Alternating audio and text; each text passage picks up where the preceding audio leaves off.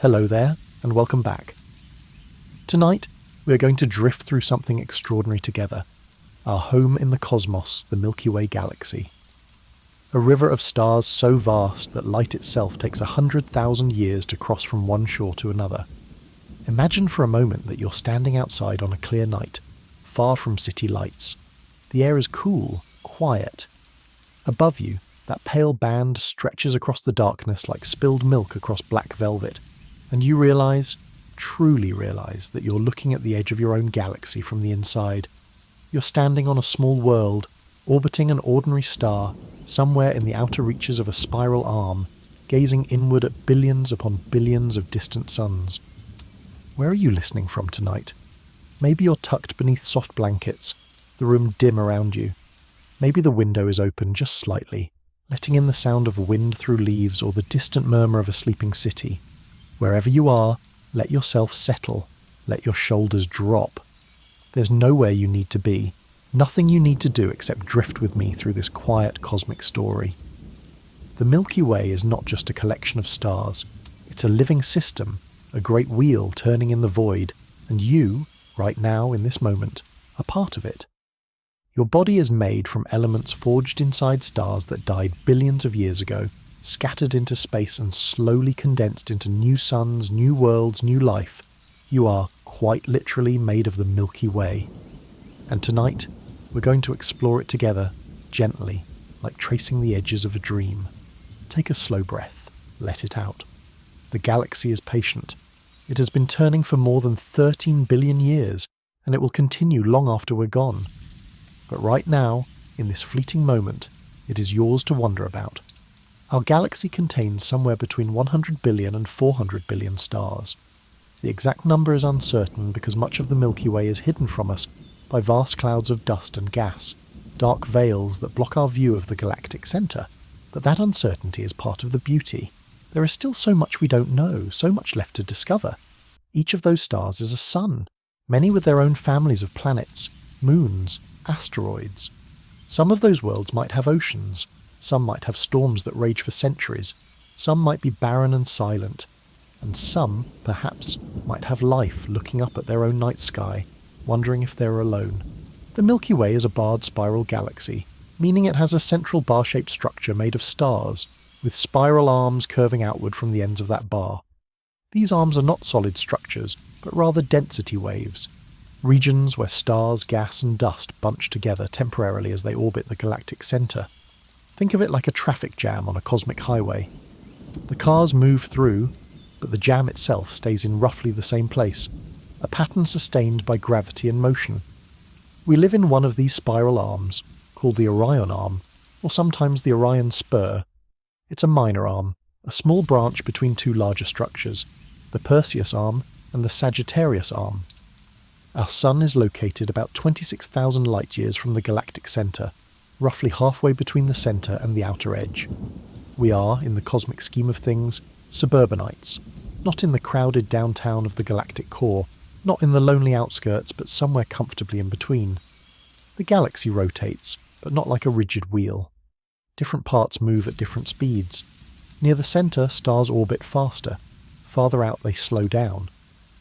Our Sun takes about 225 to 250 million years to complete one orbit around the galactic centre. This is called a galactic year, or a cosmic year. Since the Sun formed about 4.5 billion years ago, it has completed roughly 20 orbits, 20 cosmic years. The last time we were in this position in our galactic orbit, dinosaurs walked the Earth. The next time we return, humanity will be long gone, replaced by whatever comes after, or perhaps by silence and stone. Feel the weight of that. You're spinning through space right now, not just around the Sun, not just with the Earth's rotation, but in a vast, slow arc through the galaxy itself. You are part of a dance that has been going on since before the first cells divided in ancient oceans. The centre of the Milky Way is a mysterious place, hidden from view by thick clouds of interstellar dust. But we've learned to look through those clouds using infrared light, radio waves, and X-rays, wavelengths that can penetrate the veil. What we've found there is both beautiful and terrifying. A supermassive black hole called Sagittarius A star, or SGR-AUAST for short. It has a mass equal to about 4 million suns, all compressed into a region smaller than Mercury's orbit. It sits there like a dark heart, silent and hungry, though it doesn't feed as actively as black holes in some other galaxies. It's more of a sleeping giant, occasionally stirring when a star or cloud of gas wanders too close and gets torn apart by its immense gravity. Around this black hole, stars orbit at incredible speeds, some moving at a significant fraction of the speed of light. We've watched these stars for decades, tracking their orbits year by year, and from their motion we've been able to calculate the mass of the invisible object they're orbiting. It's one of the most compelling pieces of evidence we have for the existence of supermassive black holes. The Milky Way's disk is incredibly thin compared to its width. If you scaled the galaxy down so that it was the size of a dinner plate, the disk would be about as thick as a piece of paper. Most of the stars, gas and dust are concentrated in this thin disk, with spiral arms winding through it. But surrounding the disk is something else. A vast, roughly spherical halo containing older stars arranged in dense clusters called globular clusters. These clusters are ancient, some of the oldest objects in the galaxy, with stars that formed when the universe itself was young. They orbit above and below the galactic plane, like bees around a flower, their paths taking them far out into the halo before swooping back down through the disk. The galaxy is not static, it's constantly changing, constantly in motion. Stars are born in vast clouds of gas and dust called molecular clouds, or stellar nurseries. These clouds are cold and dark, but within them, gravity slowly pulls matter together. When enough material gathers in one place, the pressure and temperature at the centre rise until nuclear fusion ignites and a new star is born. This process is happening right now all across the galaxy. New stars are forming at a rate of about 1 to 3 solar masses per year. That might sound like a lot, but spread across the entire galaxy, it means star birth is actually a relatively slow, quiet process. A gentle cosmic renewal that unfolds over millions of years. One of the most famous stellar nurseries is the Orion Nebula, visible to the naked eye as a fuzzy patch in the sword of the constellation Orion. It's about 1,300 light-years away, close by galactic standards, and within it, thousands of new stars are forming. Through telescopes, the nebula glows with vibrant colours, reds, purples, greens, as the energy from young, hot stars illuminates the surrounding gas. It's a reminder that the universe is not finished, not complete. Creation is ongoing. Stars are being born tonight, just as stars are dying, and in that cycle, the galaxy renews itself. Let your breathing slow, in and out. The same atoms that make up your body have cycled through stars and nebulae countless times. The calcium in your bones, the iron in your blood, the oxygen you're breathing, all of it was forged in the hearts of stars that lived and died before our sun even existed. You're not separate from the cosmos. You're part of its story, a brief but brilliant chapter in an epic that has no end. The Milky Way is also home to stellar graveyards, places where stars have reached the end of their lives. When a massive star exhausts its nuclear fuel, it can no longer support itself against the crushing force of its own gravity.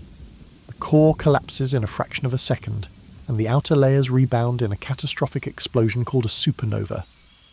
For a few weeks, that single dying star can outshine an entire galaxy, releasing as much energy in that brief time as our sun will emit over its entire 10 billion year lifetime. What's left behind depends on the mass of the original star. If the core is between about 1.5 and 3 solar masses, it becomes a neutron star, an object so dense that a teaspoon of its material would weigh as much as a mountain. Neutron stars are the remnants of stellar cores crushed to the point where protons and electrons merge into neutrons, creating matter in a state that doesn't naturally exist anywhere else in the universe. Some neutron stars spin hundreds of times per second, emitting beams of radiation from their magnetic poles like cosmic lighthouses. These are called pulsars, and their pulses are so regular that when they were first discovered, astronomers briefly wondered if they might be signals from alien civilizations. If the core is more massive than about 3 solar masses, even neutron degeneracy pressure isn't enough to stop the collapse.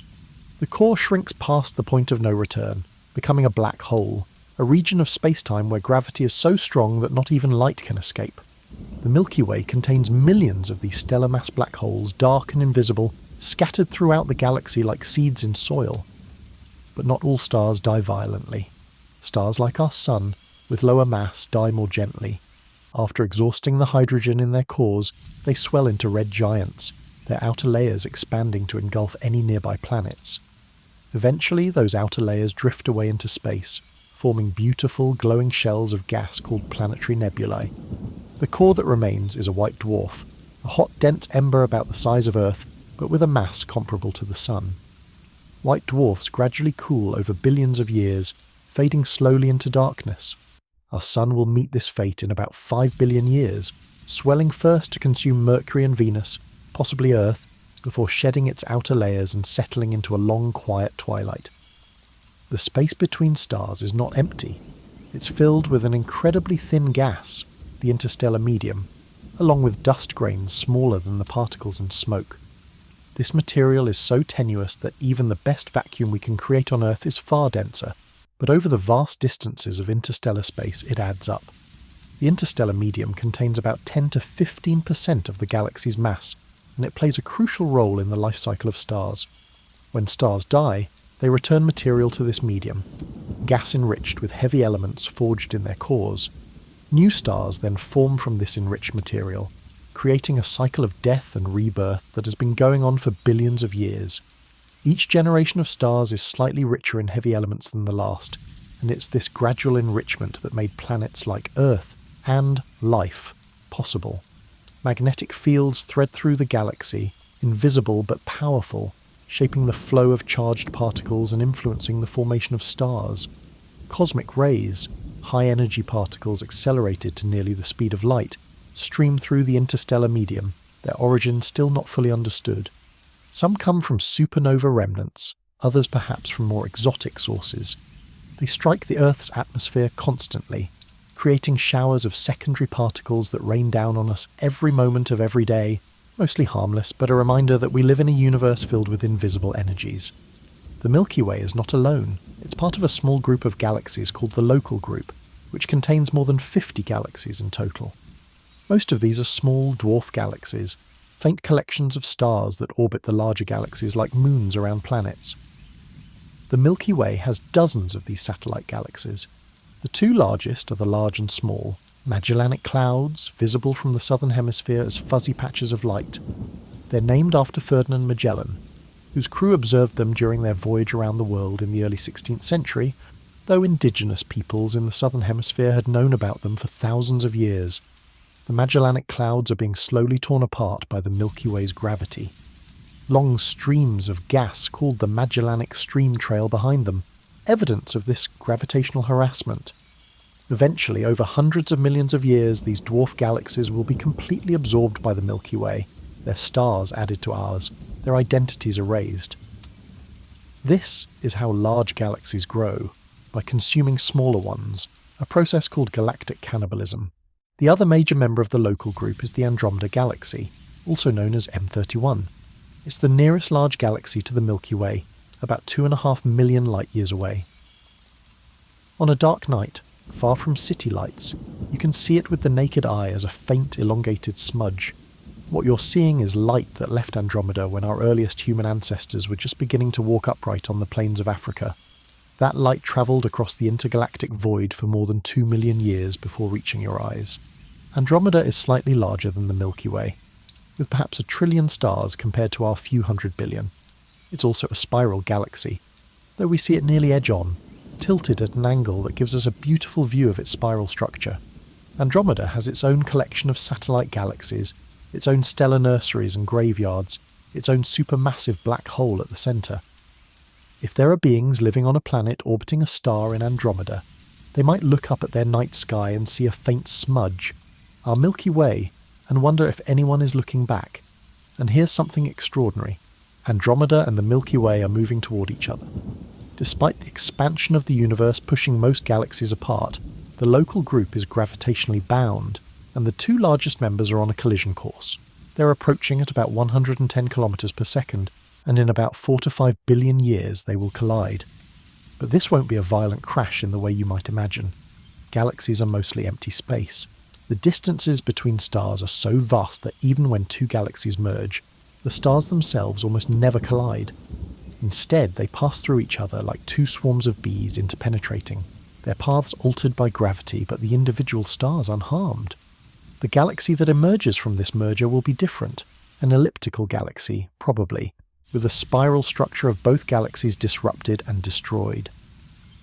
Astronomers have already given this future galaxy a name, Milkomeda, or sometimes Milkdromeda. By the time this merger happens, our sun will be nearing the end of its life, swelling into a red giant. Earth, if it still exists, will be a scorched, lifeless cinder. Humanity will be long gone, extinct, evolved into something else, or perhaps scattered among the stars. But the merger will be beautiful, a slow-motion dance of gravity and light lasting hundreds of millions of years, the two galaxies spiraling around each other, exchanging stars, triggering new bursts of star formation where their gas clouds collide and compress before finally settling into a new configuration. Feel the passage of time, not just years or centuries, but eons. The galaxy operates on timescales so vast that human history, all of recorded civilization, is less than a blink. The pyramids were built about 4,500 years ago. The Milky Way has been turning for more than 13 billion years. If you compress the entire history of the galaxy into a single year, with the Big Bang happening on January 1st, our solar system wouldn't form until early September. The first life on Earth wouldn't appear until late September. Dinosaurs would rise and fall in a few days in late December. All of human history would occupy the last few minutes before midnight on December 31st. And yet, in those final few minutes, we've looked up, wondered, built telescopes, sent spacecraft into the void, and begun to understand our place in this vast cosmic structure. We've mapped the galaxy, measured its size, estimated its mass, counted its stars. We've discovered that we're part of something immense and ancient, a system that has been evolving since shortly after the universe itself began. The Milky Way formed about 13.6 billion years ago, not long after the Big Bang. In the beginning, the universe was nearly uniform, just hydrogen and helium gas with tiny density fluctuations, regions that were slightly denser than their surroundings. Gravity amplified these fluctuations. The denser regions pulled in more matter, growing denser still, until eventually they collapsed to form the first stars and galaxies. Our galaxy likely formed through the merger of many smaller protogalaxies, systems that came together over hundreds of millions of years. The oldest stars in the Milky Way, those in the halo and globular clusters, are metal poor, meaning they contain very few elements heavier than helium. This is consistent with them forming early, before many generations of stars had lived and died to enrich the interstellar medium. The disk, with its younger, metal-rich stars, formed later as gas settled into a rotating plane and continued to form new generations of stars. The spiral arms are transient structures, not permanent features. They're density waves that rotate through the disk, compressing gas and triggering star formation as they pass. The arms themselves rotate at a different speed than the stars, so stars move in and out of the arms over the course of their orbits.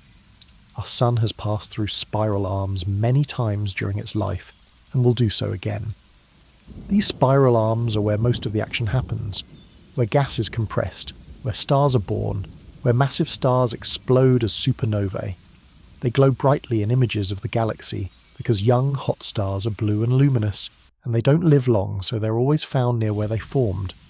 Older, cooler stars like our Sun are more evenly distributed throughout the disk, but it's the bright young stars in the spiral arms that trace out those beautiful, winding patterns. There are 4 major spiral arms in the Milky Way: the Perseus arm, the Scutum Centaurus arm, the Carina Sagittarius arm, and the Norma arm. There are also several minor arms or spurs, including our own Orion arm. The exact structure is still being mapped, because it's difficult to see the shape of the galaxy from our position inside it. Imagine trying to understand the shape of a forest while standing in the middle of it, with trees blocking your view in every direction. That's the challenge astronomers face. We've used several clever techniques to map the Milky Way. One is to observe the distribution of young stars and star-forming regions, which trace out the spiral arms. Another is to map the distribution of neutral hydrogen gas using radio telescopes. Hydrogen emits a characteristic radio wave at a wavelength of 21 centimeters, and by observing this emission from different directions and measuring the Doppler shift, We can map the velocity and distribution of gas throughout the galaxy. More recently, the Gaia Space Telescope has been measuring the precise positions and motions of more than 1 billion stars, creating the most detailed three-dimensional map of the Milky Way ever made.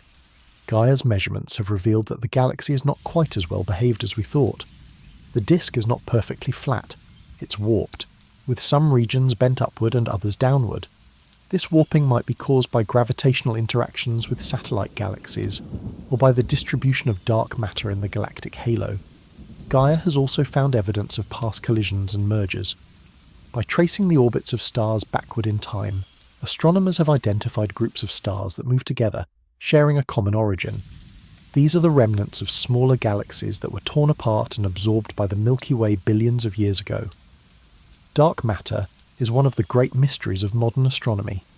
It doesn't emit, absorb or reflect light, so we can't see it directly, but we know it's there because of its gravitational effects. The rotation curve of the Milky Way, the way orbital speed varies with distance from the centre, can't be explained by the visible matter alone. Stars in the outer regions of the galaxy are moving too fast. They should be flung out into intergalactic space by centrifugal force, but they're not. Something is holding them in. Something with mass, something with gravity, but something invisible. We call this dark matter, and it appears to make up about 85% of the matter in the universe. The Milky Way is embedded in a vast halo of dark matter, roughly spherical, extending far beyond the visible disk. This halo is what provides the extra gravity needed to keep the galaxy together, but we don't know what dark matter is made of. It's not ordinary atoms. It doesn't interact with light. The leading candidates are exotic particles that were produced in the early universe and that interact only through gravity and possibly the weak nuclear force. Experiments are underway to try to detect these particles directly, but so far dark matter remains elusive, a cosmic ghost whose presence we infer but whose nature remains unknown. Take a moment to appreciate the strangeness of this. Most of the mass of the galaxy, most of what holds it together, is invisible, intangible, utterly mysterious. We live in a universe where the majority of matter is something we don't understand, can't see, and have never directly detected, and yet we know it's there, written in the motion of stars, the bending of light around massive objects, the structure of the cosmos itself. The Milky Way contains not just stars but also vast clouds of gas and dust, the raw material from which new stars form. These clouds can be enormous, tens or hundreds of light years across, and contain enough material to make thousands or millions of stars. They're cold, just a few tens of degrees above absolute zero, and they block visible light, appearing as dark patches against the background glow of the galaxy. But when observed in infrared or radio wavelengths, these clouds light up, revealing complex structures, filaments, clumps, cores where stars are beginning to form. Within these clouds, molecules form, not just simple diatomic molecules like hydrogen and carbon monoxide, but complex organic molecules, the building blocks of life.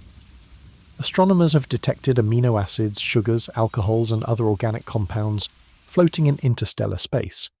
The ingredients of life are common in the galaxy, scattered through the void, waiting to be incorporated into planets and perhaps into living things. Every breath you take contains atoms that were once part of an interstellar cloud. The oxygen, nitrogen, carbon, all of it cycled through stars, blown into space, drifted for millions of years, condensed into a new solar system, became part of a planet and eventually found its way into a living organism. You are a temporary arrangement of stardust, a pattern that emerged from the chaos of the cosmos, capable of thought, of wonder, of looking up at the night sky and recognizing your own origins. The galaxy is full of these cycles, birth and death, creation and destruction, order and chaos. Stars form, live, die, and their remnants give rise to new stars. Galaxies collide and merge, forming new structures. Planets coalesce from disks of debris, and on at least one of them, and likely many more, conditions become right for life to emerge, to evolve, to eventually look outward and ask, what is this place? Where did we come from? Are we alone? We don't yet know if we're alone. The Milky Way is a big place, and even with our most powerful telescopes, we've only scratched the surface of exploring it. We've discovered thousands of exoplanets, planets orbiting other stars, and every new discovery makes it clearer that planets are common. Most stars have them. Some are gas giants like Jupiter, others are rocky worlds like Earth. Some orbit so close to their stars that their surfaces are molten. Others are frozen, icy worlds in the outer reaches of their solar systems. And some, a tantalizing few, orbit at just the right distance where liquid water could exist on their surface. These are worlds in the habitable zone, where life as we know it might be possible. The nearest star to our Sun is Proxima Centauri, a small red dwarf about 4.2 light-years away. It has at least one planet, Proxima Centauri b, which orbits in the habitable zone. We don't know if it has an atmosphere or oceans or life. We may not know for decades or longer, but the fact that the very nearest star has a potentially habitable planet is remarkable. It suggests that such worlds might be abundant throughout the galaxy. If life is common, then intelligence might also arise, given enough time and the right conditions. And if intelligent life exists elsewhere in the Milky Way, then perhaps some of those civilizations have developed technology, built radio telescopes, sent signals into space. For more than 60 years we've been listening, scanning the skies for any hint of an artificial signal. So far we've heard nothing but the natural radio noise of the cosmos, the hiss of distant pulsars, the crackle of lightning in planetary atmospheres, the whisper of the cosmic microwave background. The silence is profound and it raises questions. Are we looking in the wrong places at the wrong frequencies? Are civilizations rare, or do they tend to destroy themselves before they can make contact? Or is the galaxy full of life, but we're the first in our corner of space to reach this level of technology? We don't know. The search continues. And in the meantime, we explore our own cosmic neighbourhood. We've sent probes to every planet in our solar system. We've landed on the Moon, driven rovers across Mars, flown through the rings of Saturn, plunged into Jupiter's atmosphere. We've sent Voyager 1 and Voyager 2 beyond the edge of the solar system, into interstellar space, carrying golden records inscribed with sounds and images from Earth, messages in a bottle cast into the cosmic ocean, just in case someone finds them someday. The farthest human-made object from Earth is Voyager 1, now more than 14 billion miles away, travelling through the space between stars. It's still sending back data, though its power is fading and it will eventually go silent. But even after it stops transmitting, it will continue its journey, drifting through the galaxy for millions or billions of years, a silent artifact of a civilization that once looked up and wondered. Imagine Voyager 1, tumbling slowly through the void, the Sun just another star among many, the Earth invisible even to its own instruments. It carries that golden record, sounds of wind and rain, of whales singing, of a mother's kiss, of music from Bach to Chuck Berry. It carries greetings in 55 languages, photographs of humans, of landscapes, of everyday objects. It's a capsule of who we were, what we valued, what we hoped someone might find and understand. And it's moving so slowly by cosmic standards that it will take tens of thousands of years just to reach the distance of the nearest stars. The galaxy is vast beyond comprehension. Light from the galactic centre takes 26,000 years to reach us, meaning that when we look at the centre of the Milky Way, we're seeing it as it was when woolly mammoths roamed the Earth and humans were just beginning to create cave paintings. The light leaving the galactic centre right now won't arrive here until humans are long extinct, replaced by whatever evolution brings next, or by silence. Time stretches and warps when you think about the galaxy. The past, the present, the future, they blur together. The stars you see tonight might not even exist anymore. Some of them may have died thousands of years ago, their light still travelling toward us, carrying news that's already outdated by the time it arrives. And the stars that are being born right now in distant nebulae, we won't see them for thousands or millions of years, not until their light finally crosses the void and reaches our eyes. You're seeing the galaxy not as it is, but as it was, a patchwork of different moments stitched together by the finite speed of light. And in that sense, the night sky is a kind of time machine, letting you look back into the past, seeing the universe as it unfolded over millennia and eons. The Milky Way is moving too, not just rotating, but travelling through space. The entire local group is being pulled toward a massive concentration of galaxies called the Virgo cluster, and beyond that toward an even larger structure called the Great Attractor. These motions are caused by the uneven distribution of matter in the universe. Gravity pulls us toward dense regions, and we fall through space at hundreds of kilometers per second, though we don't feel it. Our motion is smooth, constant, and everything around us is moving the same way. On the larger scales, the universe is organised into a cosmic web, a vast network of filaments and voids, with galaxies clustered along the filaments like beads on a string. The Milky Way is part of one of these filaments, connected to a structure that spans hundreds of millions of light years. And beyond that, the universe continues, full of galaxies, clusters, superclusters, stretching in every direction as far as we can see, and likely far beyond. But let's return to the Milky Way, to our home, because as vast as the universe is, this galaxy is where we live, where our story unfolds. It's the only galaxy we can study in detail, the only one where we can see individual stars, trace their orbits, measure their properties. It's the only galaxy where we've walked on planets and looked up at the night sky from the surface of another world. The stars of the Milky Way are not all the same. They come in a vast range of sizes, masses, temperatures and colours. The smallest stars are red dwarfs, dim and cool, with masses as low as about 8% that of the Sun. They burn their fuel so slowly that they can live for trillions of years, far longer than the current age of the universe. None of the red dwarfs that have ever formed have yet died of old age. They're the tortoises of the stellar world, slow and steady, outlasting everything else. At the other extreme are the blue supergiants and hypergiants, stars with masses dozens or even hundreds of times that of the Sun. They burn hot and bright, fusing hydrogen at a furious rate, and they live fast, just a few million years, sometimes less. When they die, they do so spectacularly, exploding as supernovae or even hypernovae, outshining entire galaxies for a brief moment before collapsing into neutron stars or black holes. Our Sun is somewhere in the middle, a yellow dwarf, neither the smallest nor the largest, neither the coolest nor the hottest. It's an average star, and that ordinariness is part of what makes it special. It's stable, long-lived, and it provides a steady source of energy that has allowed life to evolve and thrive on Earth for billions of years.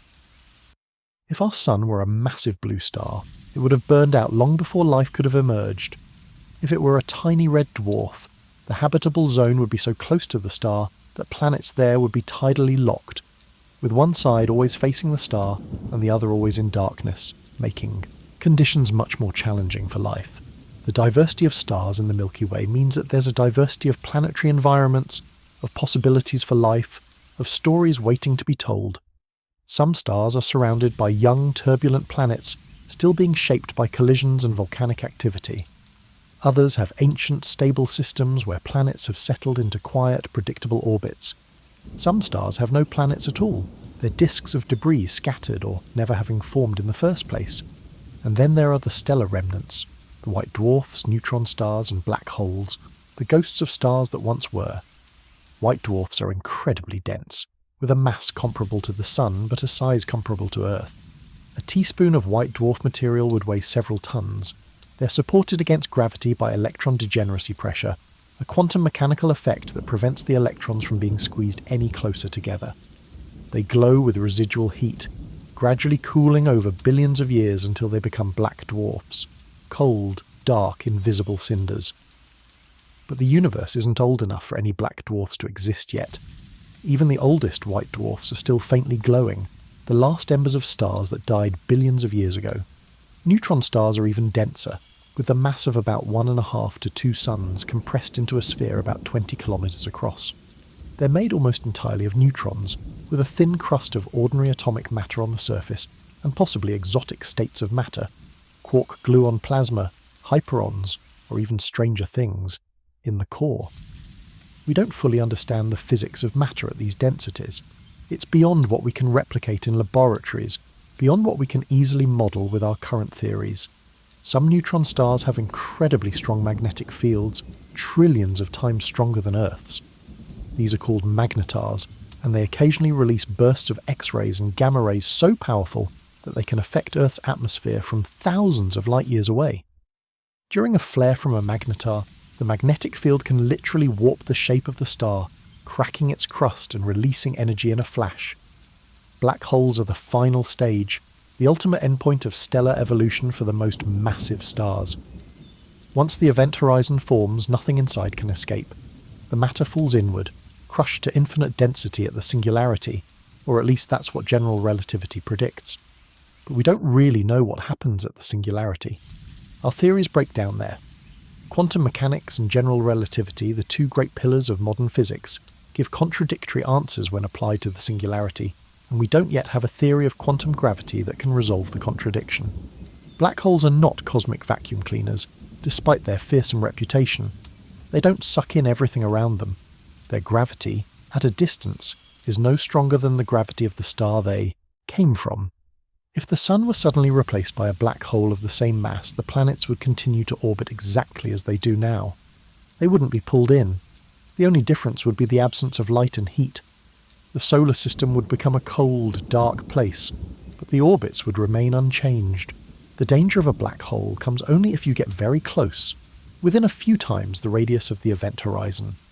Then the tidal forces become extreme. The difference in gravitational pull between your head and your feet, if you were falling feet first into a black hole, would become so great that you'd be stretched like taffy. This is called spaghettification, and it's as unpleasant as it sounds.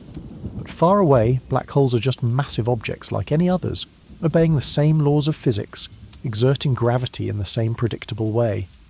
The galaxy is full of these invisible gravitational wells, millions of them scattered throughout the disk and halo, each one the remnant of a massive star that burned bright and died violently. They're silent now, invisible, but they're still there, still part of the galaxy's mass, still shaping the paths of nearby stars and gas clouds. Let your mind drift for a moment. Feel the pillow beneath your head, the rhythm of your breath. You're lying on a planet that's orbiting a star which is orbiting the centre of a galaxy, which is moving through space toward other galaxies. And all of this motion is so smooth, so constant, that you feel perfectly still. The only motion you perceive is the rise and fall of your chest, the slow tide of breath moving in and out. The Milky Way contains not just stars and their remnants, but also planets, trillions of them perhaps. We've only discovered a tiny fraction, mostly because planets don't emit their own light. They shine only by reflecting the light of their stars, and at interstellar distances that reflected light is incredibly faint, easily drowned out by the glare of the star itself. Detecting planets requires clever techniques, watching for the tiny wobble a planet's gravity induces in its star, or for the slight dimming when a planet passes in front of the star and blocks a fraction of its light. The first exoplanet orbiting a Sun-like star was discovered in 1995, just 3 decades ago. Since then, we've found thousands more, and the discoveries are accelerating. The Kepler Space Telescope alone found more than 2,000 confirmed planets before its mission ended. TESS, its successor, is finding even more. And these are just the planets we can detect with current technology. For every planet we've found, there are likely dozens or hundreds that we've missed. Planets too small, too distant from their stars, or orbiting stars that are too faint for us to study in detail. Based on what we've learned, astronomers estimate that there might be as many planets in the Milky Way as there are stars, perhaps even more. That's hundreds of billions of worlds, each one unique, each one a potential site for geology, for chemistry, for weather, and perhaps for life. Some of these planets are undoubtedly barren, scorched by radiation or frozen in eternal darkness. But some, how many we don't yet know, might have oceans, atmospheres, seasons, and the chemical complexity that could give rise to biology. We've already found planets that challenge our imagination. There are hot Jupiters, gas giants that orbit so close to their stars that their atmospheres are thousands of degrees, with clouds of vaporized metals and winds that blow at thousands of kilometers per hour. There are super-Earths, rocky planets several times more massive than Earth, with crushing gravity and thick atmospheres. There are ocean worlds covered entirely by deep seas, with no land visible above the waves. There are rogue planets, ejected from their solar systems, wandering through interstellar space in darkness and cold. There are planets orbiting binary stars, where the sunset features 2 suns dipping below the horizon. One particularly intriguing type is the potentially habitable exoplanet. These are rocky worlds in the habitable zone of their stars, where temperatures could allow liquid water to exist. We found several dozen such worlds, though we don't yet know if they actually have water, or atmospheres, or any of the other conditions necessary for life. Observing these planets in detail is at the edge of our current capabilities, but new telescopes, like the James Webb Space Telescope, launched in 2021, are beginning to analyse the atmospheres of some of these worlds, looking for biosignatures, chemical signs that might indicate life. Imagine what it would mean to find life on another world in the Milky Way. Not intelligent life necessarily, but any life. Microbes in the soil of a distant planet, algae in an alien ocean, something growing, metabolizing, reproducing. It would answer one of humanity's oldest questions. Are we alone? And the answer would be no. Life would not be a unique miracle that happened once on Earth, but a natural process that emerges wherever conditions are right, a cosmic imperative written into the laws of physics and chemistry. And if simple life is common, then perhaps complex life is possible too. Perhaps somewhere among those hundreds of billions of stars, there are worlds where evolution has had billions of years to work, where intelligence has emerged, where civilizations have risen. Perhaps some of them are younger than ours, still in their equivalent of our Stone Age or Bronze Age. Perhaps some are far older, having had millions or billions of years to develop technologies we can barely imagine. The Drake equation, formulated in 1961, attempts to estimate the number of active, communicative civilizations in the Milky Way. It's not a precise calculation, but rather a way of organising our ignorance, a series of factors multiplied together. The rate of star formation, the fraction of stars with planets, the number of habitable planets per star system, the fraction where life actually emerges, the fraction where life becomes intelligent, the fraction where intelligent life develops technology capable of communication, and the length of time such civilizations remain active. We know some of these factors pretty well now. Star formation, planetary frequency, these we can measure, but the later factors remain deeply uncertain. We have exactly one example of a planet where life emerged, became intelligent, and developed technology, and that's Earth. We don't know if we're typical or wildly unusual. We don't know if the origin of life is easy or incredibly rare. We don't know if intelligence is an inevitable outcome of evolution or a bizarre fluke. And we don't know how long technological civilizations typically last. Decades, centuries, millions of years. The Fermi paradox asks, if intelligent life is common, where is everybody? Why haven't we seen any signs of alien civilizations? No radio signals, no megastructures, no evidence of large-scale engineering projects, no probes visiting our solar system. The galaxy is billions of years old. If intelligent life is common, there should have been plenty of time for some civilizations to spread across vast regions of space, and yet we see nothing. There are many possible answers. Maybe life is rare. Maybe intelligence is rare. Maybe technological civilizations destroy themselves quickly through war or environmental collapse or some other catastrophe. Maybe they're out there but not interested in communication, or they're communicating in ways we haven't thought to look for. Maybe the distances are just too vast, the timescales too long, for civilizations to ever make contact. Or maybe we're the first. Maybe in this particular region of the galaxy, at this particular moment in cosmic history, we're the first species to look up at the stars and ask these questions. It's a humbling thought, but also an inspiring one. If we're the first, then what we do matters. The choices we make, the future we build, could shape the destiny not just of humanity but of life in the galaxy. Take a slow breath. Let these thoughts settle. The Milky Way is ancient and vast, and your life is brief and small, but you're part of it. Your atoms came from stars. Your consciousness arose from chemistry. Your curiosity about the cosmos is the universe becoming aware of itself, matter and energy organised in such a way that it can look outward and understand its own origins. The galaxy's spiral arms are not just beautiful patterns, they're dynamic regions where the cycle of stellar life and death plays out most intensely. When a massive star goes supernova in a spiral arm, it doesn't just mark the end of that star's life. The shock wave from the explosion compresses nearby gas clouds, triggering the formation of new stars. This is called triggered star formation, and it means that star birth and star death are linked in a kind of cosmic ecosystem. The death of one generation gives rise to the next. Some of the most beautiful objects in the galaxy are supernova remnants, the expanding shells of gas blown off during stellar explosions. The Crab Nebula, visible in the constellation Taurus, is the remnant of a supernova that was observed on Earth in 1054 CE. Chinese astronomers recorded it as a guest star so bright it was visible during the day for weeks. Today, nearly 1,000 years later, that shell of gas is still expanding, glowing from the energy of the pulsar at its centre, a neutron star spinning 30 times per second, beaming radiation into space like a cosmic lighthouse.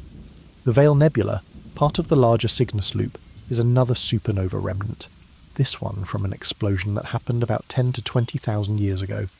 It's a delicate lacework of glowing filaments, beautiful and ghostly, a monument to a star that died when humans were still hunter-gatherers, telling stories around fires, looking up at the same stars we see today.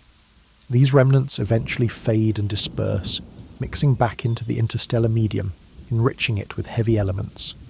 The iron in your blood, the calcium in your bones, the oxygen you breathe, all of it passed through supernova remnants at some point, part of the great cycle of matter in the galaxy.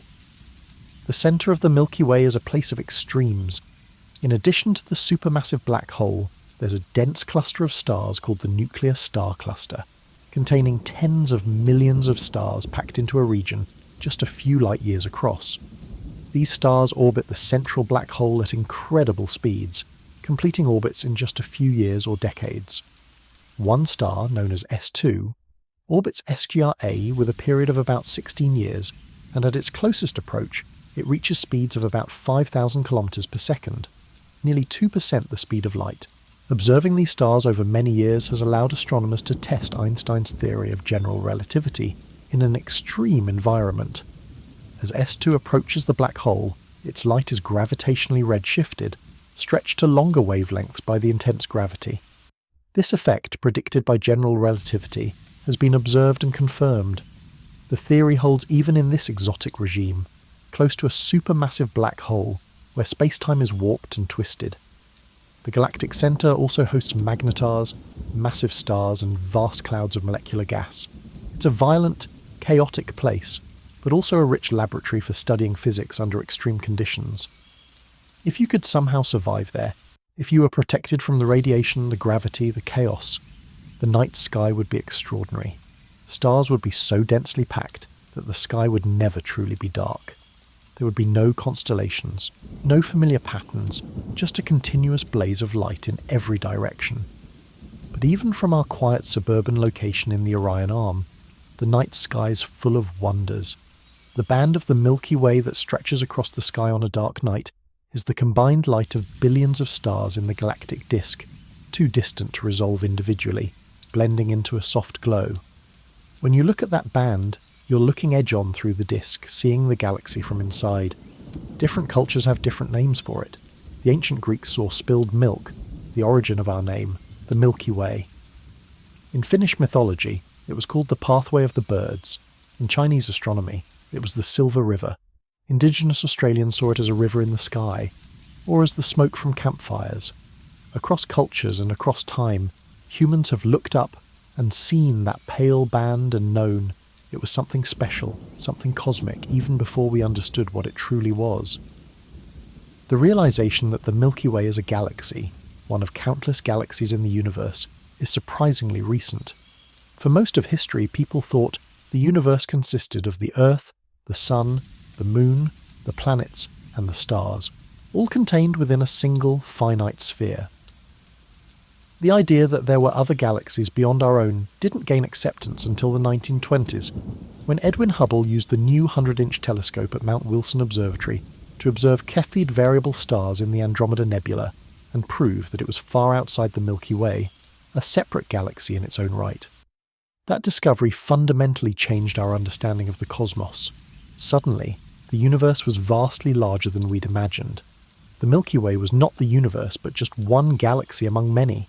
Billions, perhaps trillions, scattered through space as far as telescopes could see.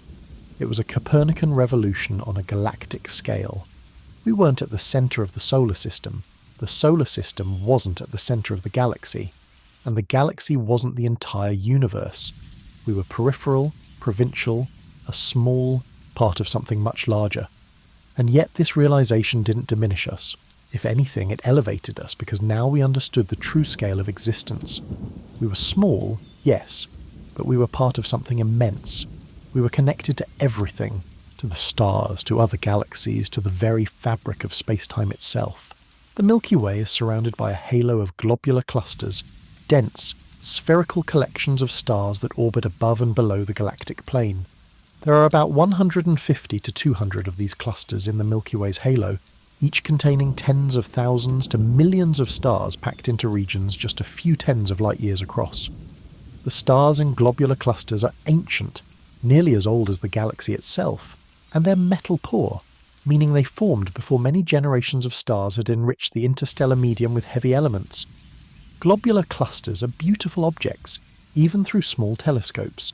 They appear as fuzzy balls of light, but in larger instruments they resolve into countless individual stars so densely packed that the core of the cluster seems to shimmer and pulse with light.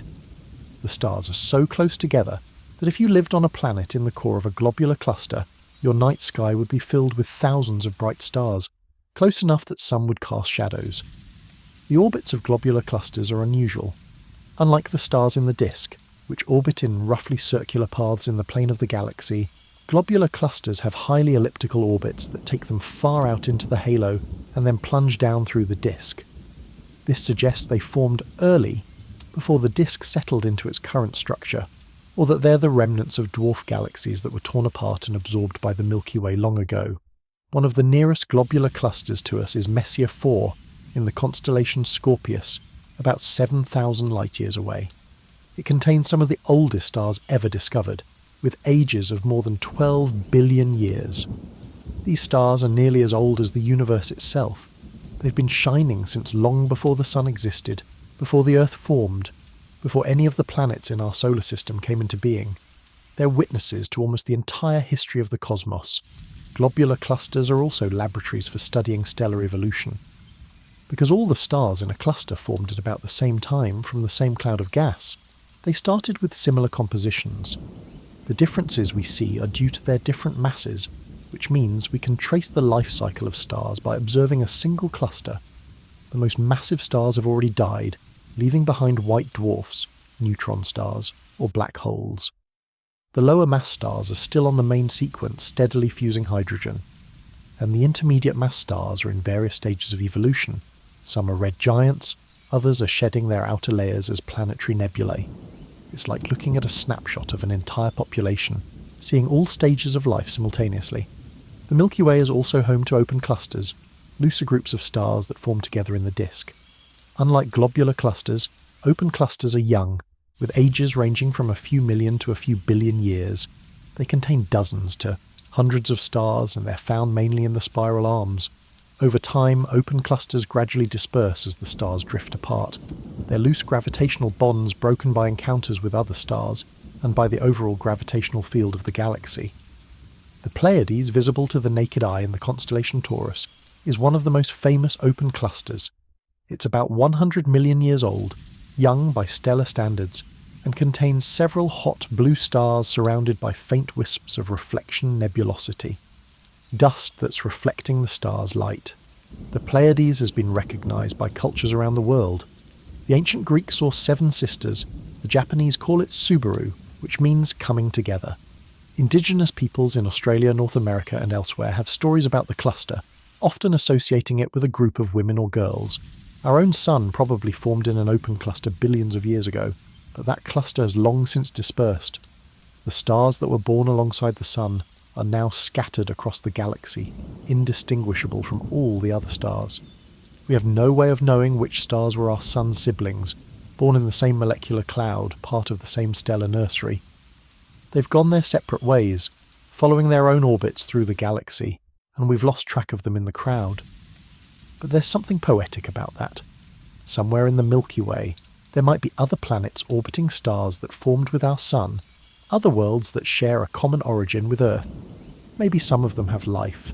Maybe some of that life has evolved to the point where it looks up at the stars and wonders, just as we do, where it came from and whether it's alone.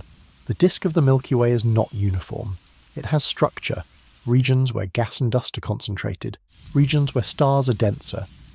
The spiral arms are the most obvious structures, but there are others. The Gould Belt, for example, is a ring of young stars and star-forming regions tilted at an angle to the main disk, possibly the remnant of a supernova shockwave that triggered star formation about 30 million years ago. Our solar system is near the edge of this belt, which is why we see so many bright stars and nebulae in certain directions. Orion, Scorpius, Centaurus. These are all part of the Gould Belt. There are also bubbles, vast cavities carved out by supernova explosions and the powerful winds from massive stars. These bubbles can be hundreds of light years across, regions where the interstellar medium has been swept away, creating a low-density void surrounded by a shell of compressed gas. Some of these shells are sites of active star formation, the compression triggering the collapse of molecular clouds and the birth of new stars. One such bubble is the local bubble, a region of low-density hot gas about 300 light-years across, within which our solar system resides. It was likely created by multiple supernovae that exploded in this region over the past 10 to 20 million years, clearing out the surrounding gas. The walls of the local bubble are outlined by nearby molecular clouds, the Taurus molecular cloud, the Ophiuchus molecular cloud, others, regions where new stars are forming even now. The Milky Way also has a thick disk, a component that extends above and below the thin disk where most stars reside. The thick disk contains older stars with higher random velocities, meaning they don't orbit neatly in the plane of the galaxy, but bob up and down as they go around. These stars are thought to be remnants from early in the galaxy's history, perhaps stars from the original disk that were dynamically heated by gravitational interactions with merging dwarf galaxies. And then there's the bulge, a central, roughly spherical concentration of stars surrounding the galactic centre. The Milky Way's bulge is actually more of a bar, an elongated structure aligned roughly with our line of sight, which is why it appears as a bulge when we look at it. The bulge contains older stars similar in age to those in the halo, but they have a different distribution and different orbital properties. The exact formation history of the bulge is still debated. It might have formed through the gradual accumulation of stars that migrated inward from the disk, or through early mergers of smaller protogalaxies, or some combination of both. Every component of the Milky Way, the thin disk, the thick disk, the bulge, the halo, the globular clusters, the spiral arms, tells a story about the galaxy's history. By studying the distribution, motions, ages, and chemical compositions of stars in each component, astronomers can piece together how the galaxy formed and evolved over billions of years. It's like archaeology, but instead of digging into the Earth, we're looking at the distribution of stars, reading the fossil record written in their light. Some stars in the Milky Way are truly ancient, nearly as old as the universe itself. Others are newborn, still surrounded by the clouds of gas and dust from which they formed. This means that when you look at the night sky, you're seeing objects from vastly different epochs, all coexisting in the present moment. That distant red giant might be 10 billion years old, nearing the end of its life. That bright blue star might be only a few million years old, barely starting its journey. And the light from both reaches your eyes simultaneously, collapsed into a single moment of perception. Time is strange in the galaxy. Events that are simultaneous from our perspective are separated by thousands or millions of years in the reference frames of the objects themselves. The past and the present are intermingled, overlapping, inseparable. When you look at the Milky Way, you're looking at a time machine, a record of cosmic history stretching back to the beginning. Let your thoughts drift now, like stars through space. There's no urgency, no need to grasp every detail. Just let the ideas wash over you. The spiral arms, the black holes, the stellar nurseries, the ancient clusters. Let them blend together into a soft cosmic background, a gentle hum of wonder and curiosity. The Milky Way is also a place of violence. Stars explode. Black holes tear apart anything that comes too close. High-energy particles stream through space at nearly the speed of light. Magnetic fields twist and snap, releasing bursts of X-rays and gamma rays. But this violence is creative. It's what drives the cycle of star formation, what enriches the interstellar medium with heavy elements, what shapes the structure of the galaxy. Without supernovae, without the destruction they bring, there would be no planets, no life, no us. There's a balance in the galaxy between creation and destruction, between order and chaos. Stars form in clouds that are collapsing under their own gravity, bringing order out of chaos. But when massive stars explode, they inject energy and turbulence back into the interstellar medium, disrupting the orderly collapse, seeding chaos back into the system. This balance has persisted for billions of years, and it's what keeps the galaxy dynamic, evolving, alive in a sense. Some astronomers have speculated about whether the galaxy could be considered a kind of organism, a system that maintains itself, evolves, responds to its environment. It's a metaphor of course. The galaxy doesn't have consciousness or intent, but it does have cycles, feedback loops, processes that regulate star formation and chemical enrichment. It's a system in which the parts interact in complex ways, producing emergent properties that can't be predicted just by looking at individual stars or clouds. Every component of the Milky Way, the thin disk, the thick disk, the bulge, the halo, the globular clusters, the spiral arms, tells a story about the galaxy's history. By studying the distribution, motions, ages, and chemical compositions of stars in each component, astronomers can piece together how the galaxy formed and evolved over billions of years. It's like archaeology, but instead of digging into the Earth, we're looking at the distribution of stars, reading the fossil record written in their light. Some stars in the Milky Way are truly ancient, nearly as old as the universe itself. Others are newborn, still surrounded by the clouds of gas and dust from which they formed. This means that when you look at the night sky, you're seeing objects from vastly different epochs, all coexisting in the present moment. That distant red giant might be 10 billion years old, nearing the end of its life. That bright blue star might be only a few million years old, barely starting its journey. And the light from both reaches your eyes simultaneously, collapsed into a single moment of perception. Time is strange in the galaxy. Events that are simultaneous from our perspective are separated by thousands or millions of years in the reference frames of the objects themselves. The past and the present are intermingled, overlapping, inseparable.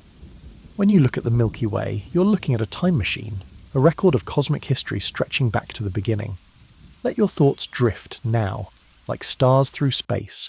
There's no urgency, no need to grasp every detail. Just let the ideas wash over you. The spiral arms, the black holes, the stellar nurseries, the ancient clusters. Let them blend together into a soft cosmic background, a gentle hum of wonder and curiosity. The Milky Way is also a place of violence. Stars explode. Black holes tear apart anything that comes too close. High-energy particles stream through space at nearly the speed of light. Magnetic fields twist and snap, releasing bursts of X-rays and gamma rays. But this violence is creative. It's what drives the cycle of star formation, what enriches the interstellar medium with heavy elements, what shapes the structure of the galaxy. Without supernovae, without the destruction they bring, there would be no planets, no life, no us. There's a balance in the galaxy between creation and destruction, between order and chaos. Stars form in clouds that are collapsing under their own gravity, bringing order out of chaos. But when massive stars explode, they inject energy and turbulence back into the interstellar medium, disrupting the orderly collapse, seeding chaos back into the system. This balance has persisted for billions of years, and it's what keeps the galaxy dynamic, evolving, alive in a sense. Some astronomers have speculated about whether the galaxy could be considered a kind of organism, a system that maintains itself, evolves, responds to its environment. It's a metaphor of course. The galaxy doesn't have consciousness or intent, but it does have cycles, feedback loops, processes that regulate star formation and chemical enrichment. It's a system in which the parts interact in complex ways, producing emergent properties that can't be predicted just by looking at individual stars or clouds. And you're part of that system, not just in the sense that your atoms came from stars, but in the sense that you're here, now, thinking about it, wondering about it. The galaxy gave rise to you, and you're giving meaning to the galaxy, interpreting it, telling its story. In that sense, the relationship is reciprocal. You're not just a passive observer, but a participant in the ongoing narrative of the cosmos. Breathe slowly, in and out. Feel the weight of your body against the bed, the softness of the sheets, the gentle pull of gravity holding you to the surface of this planet. That gravity is the same force that holds the galaxy together, that makes stars shine, that curves the paths of planets and spacecraft. It's the most fundamental force in the cosmos, and it's connecting you to everything else, holding you in place while the galaxy spins beneath you. The Milky Way will continue long after we're gone. The sun will swell into a red giant in about 5 billion years, engulfing Mercury and Venus, possibly Earth. But the galaxy will barely notice. It will continue turning, forming new stars, experiencing new supernovae, slowly evolving as it absorbs satellite galaxies and eventually merges with Andromeda. The timescales are so vast that our entire civilization, everything we've ever built, everything we've ever thought or felt, will be less than a flicker in the galaxy's long history. But that doesn't make us insignificant. Brief doesn't mean meaningless. You're here now, in this moment, capable of understanding your place in the cosmos, capable of feeling awe and wonder. That's extraordinary. Out of all the possible arrangements of atoms in the universe, some of them have come together to form you, a conscious being who can look up at the night sky and recognize your own origins. The stars are still there, even if you can't see them right now, even if it's daytime or cloudy or you're indoors surrounded by walls and artificial light, the stars are still shining. The Milky Way is still turning. The galaxy is still out there, vast and ancient and patient, waiting for the next time you look up and remember that you're part of it. And maybe, on some distant world circling a star you can't even see, another being is looking up at their sky, seeing our sun as just another faint point of light among thousands, and wondering the same things you're wondering. Wondering if they're alone. Wondering what it all means. Wondering if anyone out there is thinking of them. The universe is full of these connections, these threads of light and gravity and time that link everything together. Nothing is truly isolated. Everything affects everything else, in ways subtle and profound. The light from distant stars is touching you right now, photons that travelled for thousands of years just to end their journey on your retina. You're connected to those stars, to the galaxies beyond, to the very fabric of space-time itself. Let that thought settle into your mind like sediment in still water. You're part of the Milky Way, not separate from it, not just living in it, but made of it, shaped by it, defined by it.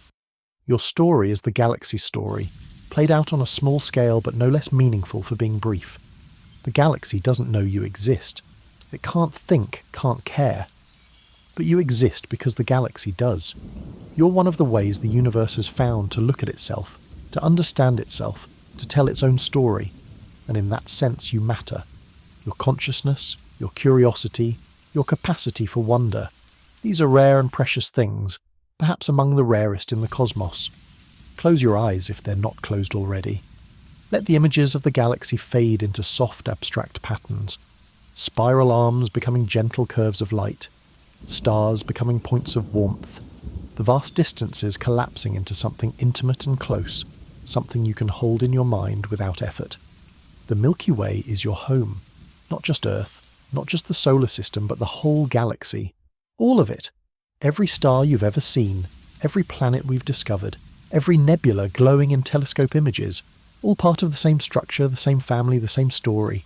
And you're part of it too, lying here in the darkness, breathing slowly, drifting between waking and sleep, between thought and dream. You're a small part, yes, but an essential part, because without beings like you to witness it, to wonder about it, the galaxy would be meaningless. Just matter and energy, following physical laws, with no one to appreciate the beauty, the complexity, the extraordinary improbability of it all. So rest now. Let yourself drift. The galaxy will still be here when you wake. The stars will still be shining. The spiral arms will still be turning, and you'll still be part of it, connected to it in ways both physical and profound. The story of the Milky Way is written in light and gravity, in the motion of stars and the chemistry of nebulae, in the slow dance of galaxies approaching and receding. It's a story billions of years old and still unfolding, still being written by every star that's born, every planet that forms, every being that looks up and wonders, and tonight you're part of that story. Your thoughts, your dreams, your quiet moment of curiosity, they're all woven into the fabric of the cosmos, part of the ongoing narrative of existence. Sleep now, if sleep comes, or simply rest, drifting in that quiet space between thoughts, where wonder needs no words and understanding comes not through analysis, but through simple presence. The Milky Way continues its slow rotation, and you continue your small orbit around your small star, and it's all perfect, all exactly as it should be. The galaxy doesn't need you to understand it completely. It doesn't need you to solve its mysteries or answer its questions. It just needs you to be here, to be part of it, to add your brief spark of consciousness to the vast tapestry of existence. And you are here, right now, in this moment. Breathing slowly, thinking slowly, letting the cosmic scale of it all wash over you without overwhelming you, because you're part of it, not separate from it, and that makes all the difference. The Milky Way is ancient. You are young, the galaxy is vast, you're small, but you share the same atoms, the same elements, the same fundamental constituents. You're made of the same stuff as stars, as nebulae, as the supermassive black hole at the galactic centre. You're not just in the universe, you're of it. You belong here. Let that be your last conscious thought as you drift towards sleep. You belong here.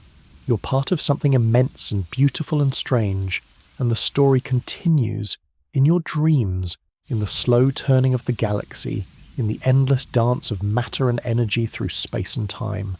The Milky Way whispers its secrets in the language of light, and you've been listening. Now let the whisper fade into silence, into the soft quiet of almost sleep, where thoughts dissolve like stars into dawn, and all that remains is peace and belonging and the gentle certainty that you're home.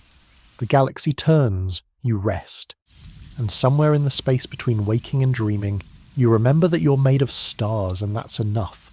That's everything. I'll be here, whispering through the quiet when you're ready to drift again through these cosmic shores,